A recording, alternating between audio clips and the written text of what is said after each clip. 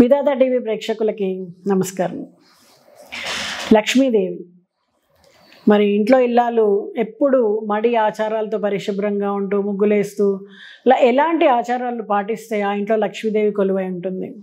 అందరూ చెప్తూ ఉంటారు, శాస్త్రాలు చెప్తూ ఉంటాయి, ఏ ఇంట్లో అయితే ఇల్లాలు ఎప్పుడు మడి ఆచారాలతో పరిశుభ్రంగా ఉంటుందో, ఇంటిని శుభ్రంగా ఉంచుతూ ముగ్గులు వేస్తూ గడపకి బొట్లు పెడుతూ ఇంట్లో నిత్యం పొయ్యి వెలిగించేప్పుడు కొద్దిగా పసుపు రాస్తూ నమస్కారం చేస్తూ వెలిగిస్తే ఆ ఇంట్లోకి లక్ష్మీదేవి వస్తుంది అని. ఏ గృహంలో అయితే ధూపము వాసన సువాసన భరితంగా బయటకు వస్తూ ఉంటుందో ఆ గృహంలో లక్ష్మీదేవి ఎప్పుడు స్థిరంగా ఉంటుంది. ఏ గృహంలో అయితే అద్దం శుభ్రంగా ఉంటుందో ఆ గృహంలోకి లక్ష్మి వస్తుంది. ఏ గృహంలో అయితే ఇల్లు తుడిచే చీపుర్లు శుభ్రమైన స్థలంలో కనపడకుండా ఏర్పాటు చేస్తారో ఆ గృహంలోకి లక్ష్మీదేవి వస్తుంది. ఇంట్లో మసిబట్ట జాగ్రత్తగా మంచి ప్లేస్లో ఉంచడం, నీట్గా ఉంచడం చేస్తారో ఆ ఇంట్లోకి లక్ష్మీదేవి గృహంలో స్థిర నివాసం ఏర్పరచుకుంటుంది. 2 ఏనుగులు తొండంతో గీకరిస్తున్నట్టుగా ఉండాలి, అలా ఉంటే స్వాగతం పలికినట్టే అనేసి లక్ష్మీదేవి అలాంటి చిత్రపటాన్ని కనుక ఉంచితే ముందు పెడితే శుభ పరిణామాలు జరుగుతాయని నమ్ముతూ ఉంటారు.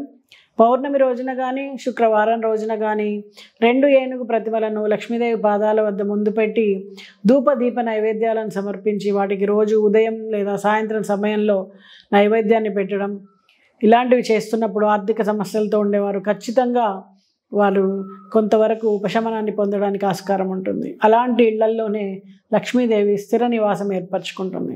అలాగే ఇంకొక ముఖ్య విషయం, ఏ ఇంట్లో అయితే బెడ్రూమ్లో మంచానికి ఎదురుగా అద్దం ఉంటుందో ఆ ఇంట్లో నిత్యము వేదనతో గొడవలతో గడుస్తూ ఉంటుంది. అలాంటి ఇంట్లో లక్ష్మీదేవి స్థిర నివాసం ఉండదు.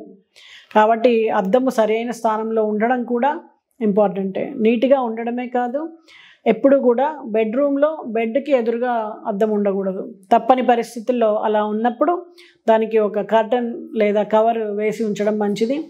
అవసరమైనప్పుడే మాత్రమే వాడుకుని తర్వాత మళ్ళీ మూసివేస్తూ ఉండాలి. ఇలాంటి చిన్న చిన్న విషయాల్ని కనుక మీరు పాటించినట్టయితే మీ ఇంట్లో లక్ష్మీదేవి స్థిర నివాసం ఏర్పరచుకుంటుంది. ఇలాంటి మరిన్ని వివరాలు మీకు కావాలంటే కింద కామెంట్ రూపంలో మెసేజ్ చేయండి. నమస్తే.